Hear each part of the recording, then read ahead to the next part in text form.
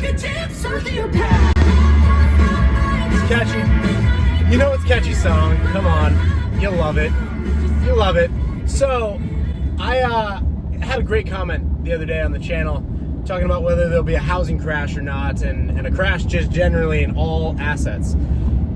The way that I see this, you got to frame this up in two things. You've got the currency, meaning the US dollar. I'm referring to like the alpha dog currency of the world, fiat government currency, the US dollar, the world reserve currency. And you've got the American financial system. You've got two options here as a political elite in America, or just as an elite in America, like in general. Like all of them are tied into the exact same group of people that are literally printing trillions of dollars and seeing their asset prices rise, and they're gobbling up all of the assets and resources. And this is pretty obvious. This has been happening for 10 years since they started quantitative easing, which is a fancy way of saying counterfeiting.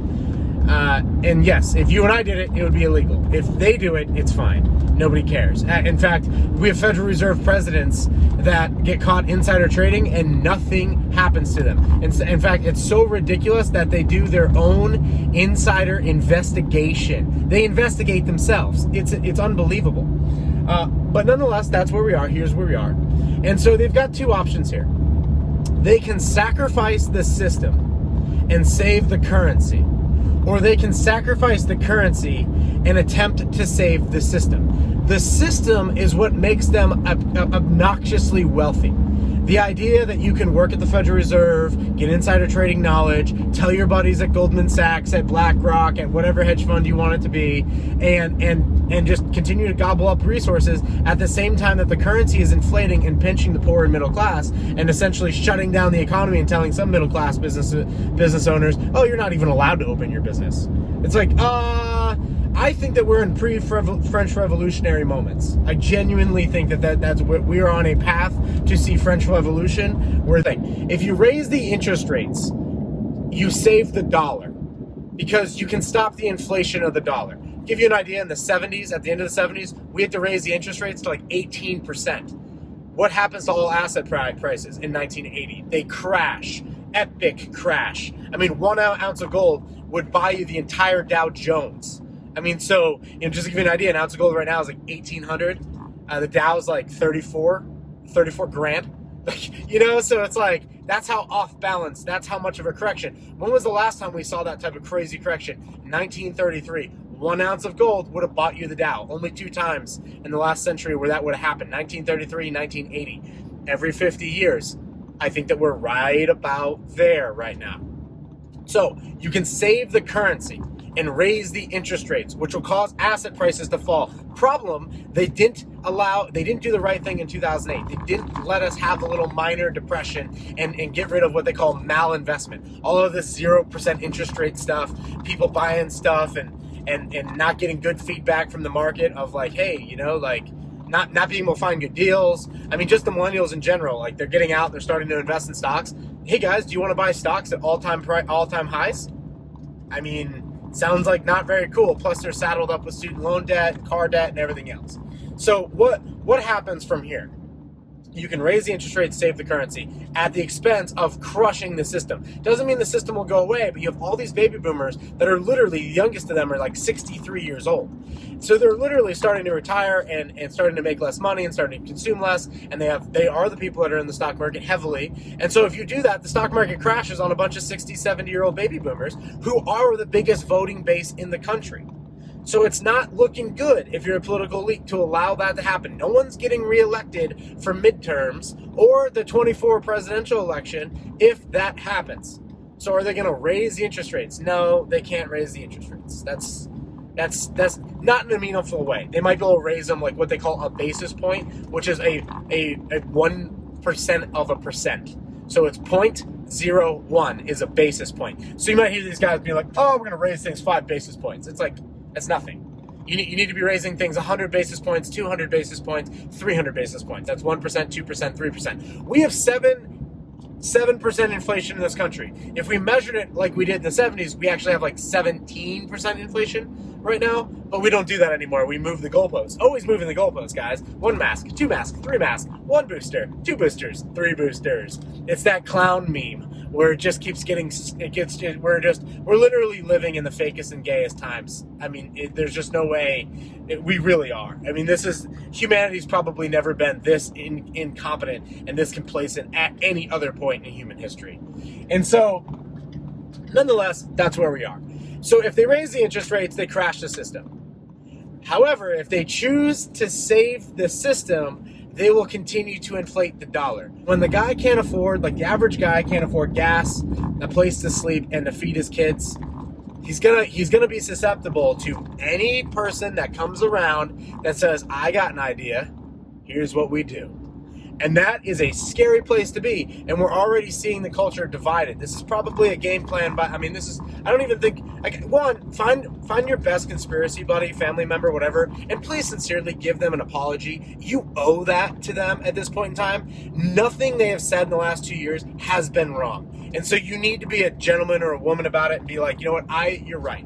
The vaccine passport is here. Like, it's here. You can't go anywhere in the state or in the city of New York without showing your papers now, right? Show your papers, yes, master. Yes, master. So you gotta have your papers. It's gonna be digital because people are cheating the system, of course, tax frauds and all that other stuff and vax frauds. It doesn't work. We know that the medical experiments don't work. And yet it's about a massive shift in compliance. It's about getting everyone to do that. So I don't think that between the two, that they sacrifice the system. This system makes them obnoxiously rich and wealthy. This system that's in place is a system where you can buy any judge you want, where you can print up any amount of currency that you want. You can give it to any elite that you want. There's no consequences for them. Why would they sacrifice the system to save the currency? What they can do is they can sacrifice the currency and replace it with a global currency or a fully digital Fed coin currency. A lot of people speculate, this is why they're allowing Bitcoin to go. They want people to get used to money being on the computer. They want people to get used to money not being in your hand. They want people do. They slowly got them used to money being paper, and now they're getting used to like money being on a piece of plastic, and now they're going to get used to money being on your phone and being able to track you everywhere you go. Of course. I just think at some point in time, it's all going to fall apart. It's all going to fall apart. I don't think it's sustainable. I think that they want to move into this new world where that's the possibility. But I think that we're at a revolutionary period in history. Every 250 years, you got Martin Luther, nails the thing that he gets the printing press, and he nails the thing to the church doors. And he goes, I have an idea. Screw the priests. You can go direct it to God. And the priests are like, burn him at the stake. Make sure you kill this guy because we're the government. And then the kings are like, we can use this. This is good, because the priests had taken over everything. So the kings were like, yeah, let's get on with this Martin Luther guy. They all become Catholic, right? They all adopt. All these pagan kings become Catholic. Okay, great. Now we're Catholic. Now you've got, that's just what it is. You got the church, you got the state, and then you have gold, copper, silver. There was taxes due, but no one controlled it or was able to print it. Well, you move into the 20th century, and coming into 1933, the last time we had a big, great reset, what did they do? They took the gold out of circulation and they replaced it with the paper $20 bills that were backed up with gold. And they gave everyone the paper. And then they repriced gold to $35 an ounce so that they had enough to do all of FDR's great spending, Great Depression projects. Now people got used to money being paper. 30 years later, they shoot the president and they take silver out of circulation. That's how you know the last year silver was in circulation. Copper remains for a little bit longer until 81. Then they've inflated the currency so much that copper comes out of the penny. The only place that there's still copper is up to 2014 nickels, which actually have a 6-7 cent copper value currently. You can get it for 5 cents, so it's an arbitrary play. That's coming out too. They already did. They pulled that out. So now they got like fake, scrap metal for your nickels. So now money's completely fake. Now it's digital moving forward, right? Now we've got, money's dirty, it's viral, it carries germs. And because we have a fake and gay society, it's always about making it more fake and gay. And so, guys, the viruses might harm you and your weak immune systems because all you do is eat crap food and drink alcohol and drink the crappy county water that's provided to you with all the chlorine and all the bullshit in it. So it's like, that's going to hurt you. We need to make it digital. And so what I believe will occur is the inflation that we're seeing is going to cause a pullback in all prices. People just won't be able to afford things. So they'll stop spending. then they will truly print.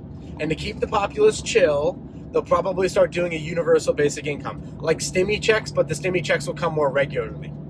And then what will happen is they'll just move it to digital. Like that's how they'll distribute the stimmy checks. Oh, it's bad to mail the checks. It's carbon. It's whatever. It's all boogeyman crap. And so what will happen is you'll move to this digital thing, and it'll fail so spectacularly that people that will be able to trade real goods and values will literally just go back to like a barter-like system. Yes, it's going to be an epic depression because you're going to have, and then you still have these private cryptos that people have access to, and people are like cockroaches, and they will find a way. And what will happen is people will be like, hey man, yeah man, I mean, I won't sell you this truck for Fedcoin, but yo, I'll sell you it for some Litecoin. You got some Bitcoin, you got some Monero, you got some silver, you got some goods that you can trade me. You trade me a tractor for a truck. Like, that type of thing is going to happen. And so my opinion is they're going to sacrifice the currency. And I think you're going to see this decade.